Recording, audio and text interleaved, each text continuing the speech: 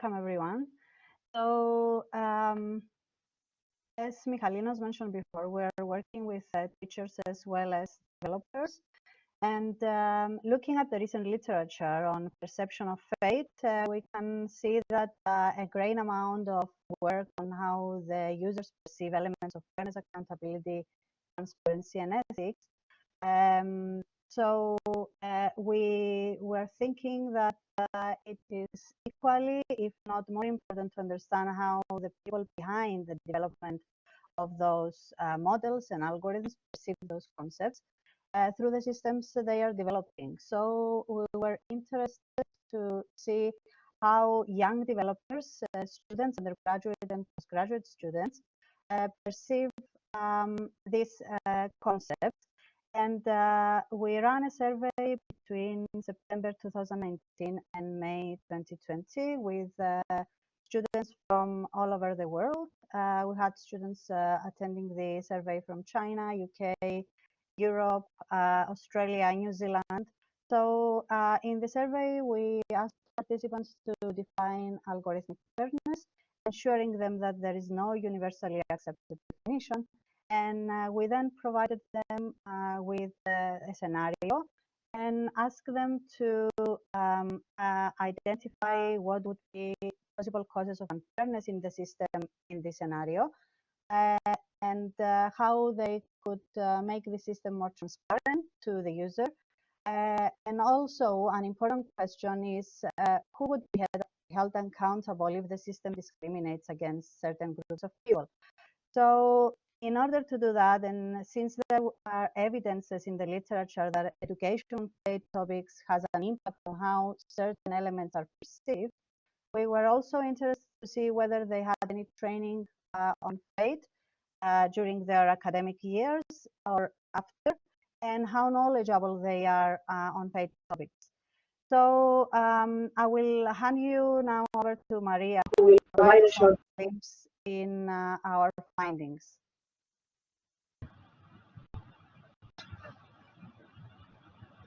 Thank you, Stella. Hello, everyone. Let's have a look now at our results. First of all, our results suggest that algorithmic fairness is subjective for each individual who took part in this study. Participants define algorithmic fairness according to their own understanding, background, and knowledge. For example, participant 68 defined fairness as an algorithm that does not discriminate against people based on their age, race, gender, etc. In their attempt to provide a definition for fairness, participants referred to 12 different themes. The majority of the participants pointed out that algorithmic fairness has to do with the factors used in the model and how these factors were related to the objective of the system.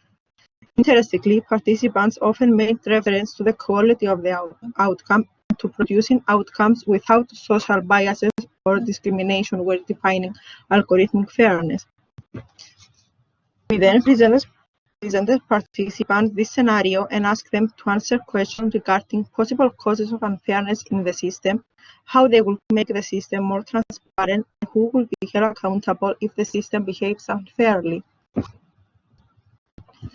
When describing the potential causes of unfairness, participants referred to the use of sensitive attributes by the system, the possibility of the model to be unfair due to the weight of the factors, the data set used to train the model, and the human influence when defining the model.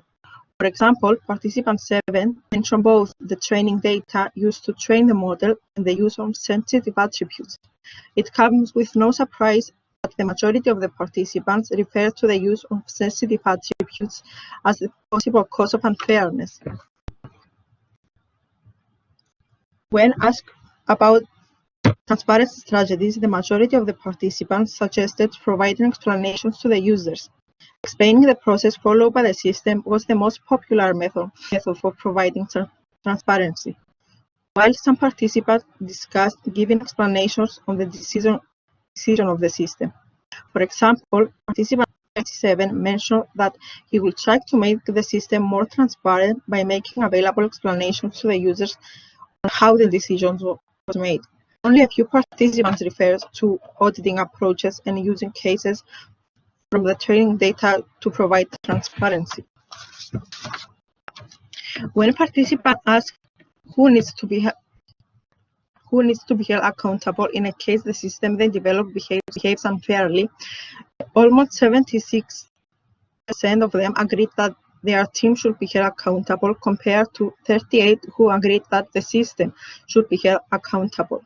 Only 6% of them agreed that neither their team or the system should be held accountable. This is promising, as it may be an indication that the future generation of developers understand their responsibility of delivering fair behaving algorithms to the users.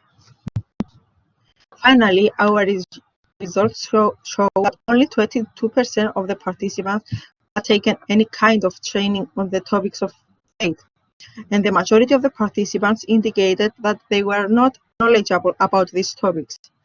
These results emphasize that soon graduate and postgraduate students lack the necessary knowledge in topics related to fairness, transparency, and accountability in algorithmic systems.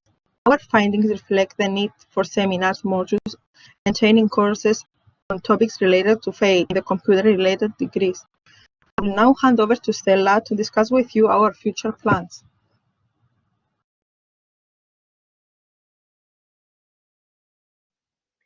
So, as Maria mentioned earlier, we've seen through this survey that undergraduates and postgraduate students of computing-related degrees, they lack knowledge on issues related to faith.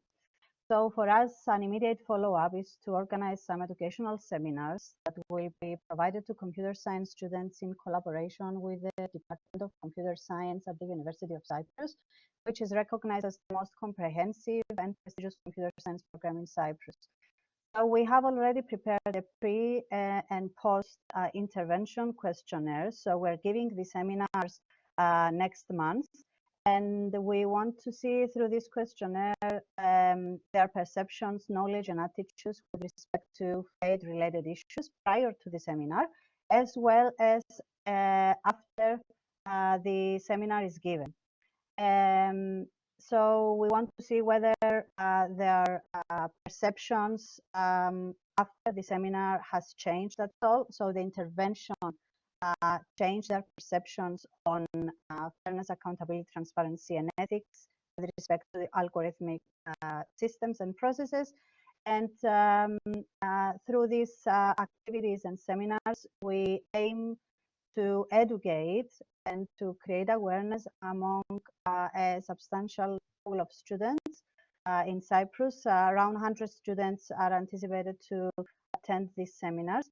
And for a small place like Cyprus, this is considered a good starting point for the Cyprus computer science industry. So thank you very much.